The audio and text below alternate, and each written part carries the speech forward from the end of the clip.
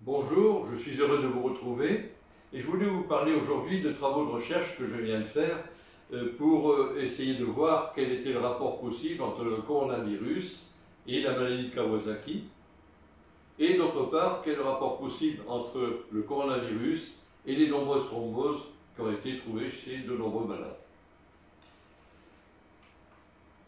D'abord, on va parler de la maladie de Kawasaki.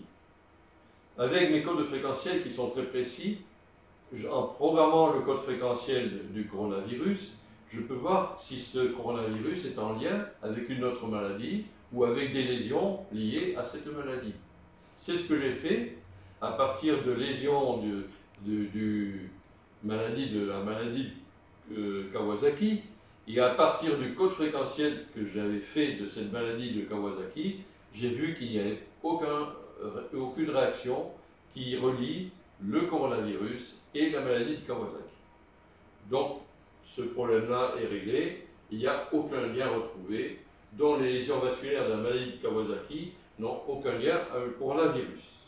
D'ailleurs, il s'agit essentiellement d'anévrisme et pas vraiment de thrombose dans le Kawasaki.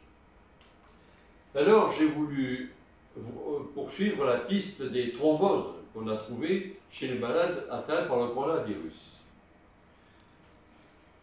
Je me suis donc intéressé à la coagulation sanguine, à la recherche d'un lien possible avec les facteurs de coagulation et le coronavirus. Mais avant de développer ce sujet, je voulais rappeler un petit peu la pathogénie du coronavirus. D'abord, le coronavirus, comme tous les virus grippaux d'ailleurs, et les autres coronavirus passés, pénètre par le rhinopharynx. Donc il arrive au niveau du rhinopharynx, il va attaquer la muqueuse du rhinopharynx. Vous voyez en grossissement ici les cellules épithéliales essentiellement de cette muqueuse. Il se fixe sur les récepteurs ACE2 de ces cellules épithéliales qui lui permet, entre autres, de pénétrer dans les cellules et de s'y développer et bien sûr de détruire des cellules. Ce rhinopharynx est contrôlé par le méridien gros intestin, dont le déséquilibre en acupuncture, c'est un gros intestin trop fort qui va imposer sa saison automne, et le sentiment peau plus trop fort qui est donc lié à ce méridien gros intestin. Quelques jours après, le virus va descendre dans les voies respiratoires plus basses, comme les bronches et les poumons. Donc il arrive au niveau des bronches et des poumons, il arrive jusqu'aux bronchioles, et il va attaquer les cellules épithéliales, ou plutôt on appelle ça endothéliales, c'est l'épithélium interne, c'est endothélial, et les attaquer. Là aussi, il va se fixer sur le récepteur pour pénétrer dans la cellule et s'y développer. Donc il est détruit des cellules, mais il y a aussi une surinfection bactérienne à laquelle il faut penser, qui explique que le professeur Raoult a ajouté à l'hydroxychloroquine, qui est plutôt anti-inflammatoire, l'azithromycine, qui est un antibiotique. Destruction des cellules pulmonaires par libération aussi de cytokines, comme l'interleukine 6. En acupuncture, le déséquilibre est toujours en peau plus, le sujet est en automne plus, et au gros intestin trop fort, méridien de gros intestin trop fort, s'ajoute maintenant le méridien poumon qui est trop fort. Je me suis intéressé à une éventuelle action du coronavirus sur les artères pulmonaires, puisqu'on a vu qu'il y avait des atteintes des artères pulmonaires. Alors, j'ai voulu m'intéresser à ça, j'ai dit on va explorer cette piste. Le coronavirus atteint aussi les artères pulmonaires, les cellules endothéliales, des petites artères. Voilà une cellule endothéliale en gros grossissement. Il se fixe sur le récepteur ACE2 pour pénétrer dans ces cellules endothéliales et pour les détruire, et surtout se développer. Donc, détérioration de la paroi artérielle, ça peut donner des petites hémorragies. C'est une piste intéressante. Hémorragie signifie coagulation et peut-être thrombose. En cas d'hémorragie locale, les plaquettes affluent. Les plaquettes, ce sont les thrombocytes. Et c'est un phénomène de coagulation automatique contrôlée. Il n'y a pas de réaction thromboembolique généralisée qui puisse s'étendre ailleurs. Donc cette piste n'était pas la bonne, je l'ai abandonnée. Restait plus que les facteurs de coagulation eux-mêmes. Alors pour explorer les facteurs de coagulation, j'ai cherché quel était le facteur de coagulation initial, c'est-à-dire la protéine qui va déclencher tout le système de coagulation, toute la chaîne de coagulation. Et en cherchant, parmi les derniers travaux sur la coagulation, j'ai trouvé des indications sur une protéine, la CD40L, qui est un facteur initiateur de la coagulation, qui intervient également d'ailleurs au niveau des lymphocytes B pour aider à la maturation des anticorps, dont elle a cet effet-là. Mais cette protéine CD40L, elle fait partie aussi des tumeurs necrosis factors, des cytokines inflammatoires, et à ce titre-là, elle est thrombogène. C'est une molécule thrombogène. Et ça m'a beaucoup intéressé. C'est-à-dire qu'elle est capable elle-même d'initier des thromboses.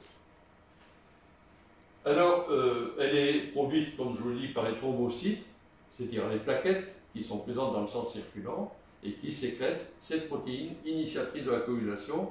Dès qu'il y a une petite hémorragie locale, elle intervient donc de façon tout à fait physiologique. Mais comme elle est inflammatoire et thromboembolique de réputation, je me suis bien sûr intéressé à cette protéine. Alors en prouvant le code fréquentiel du coronavirus, j'ai vu que j'avais des réactions avec le code fréquentiel de cette protéine CD40.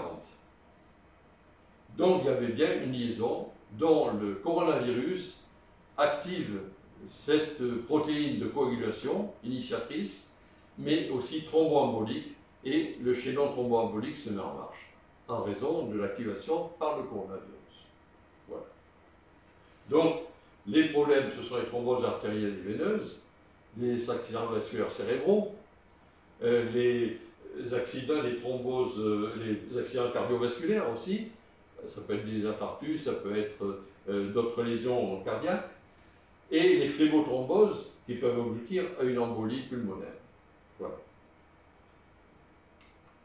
Alors, sur ce schéma, je vous résume l'action de cette protéine, CD40L.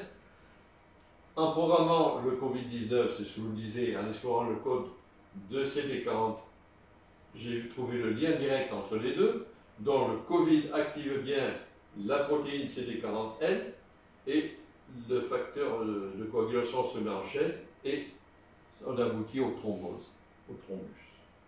Voilà. Alors je voulais maintenant en conclure avec cette diapo. En conclusion, vous parlez de l'action phénoménale de notre patch contre le coronavirus. D'abord, c'est l'effet barrière.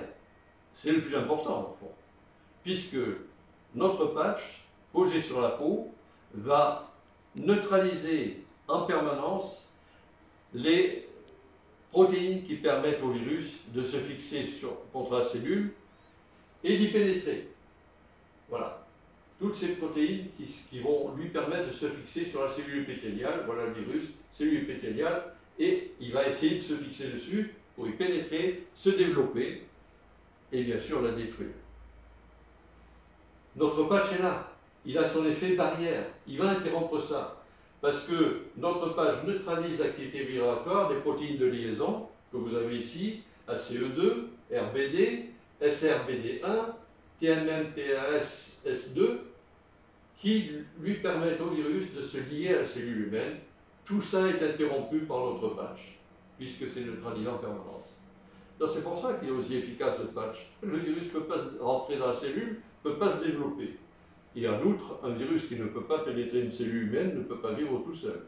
Donc un virus qui ne peut pas rentrer dans une cellule, c'est un virus mort.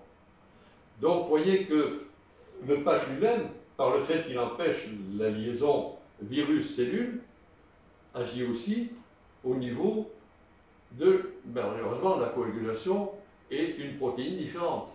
Alors, on peut se dire, est-ce que le patch peut empêcher la coagulation? Là, à ce niveau-là, on ne pourrait pas le dire. Mais on oublie la phase 2, l'effet prévention-protection. notre patch va stimuler en permanence les défenses contre le virus.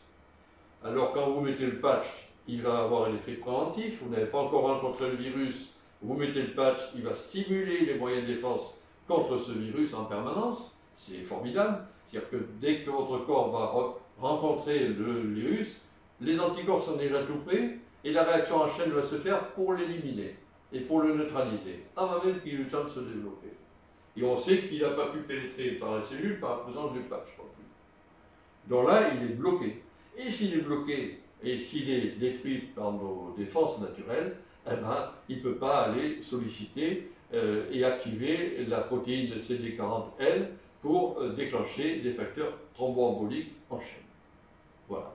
Donc c'est ça qui fait la richesse de nos outils et du matériel que je mets à disposition. Vous voyez notre petit patch de 3 cm de diamètre, qui est vraiment petit et ridicule par rapport à la maladie, eh bien, il empêche tout ça. Il va bloquer l'entrée du virus et il va stimuler les défenses immunitaires contre lui.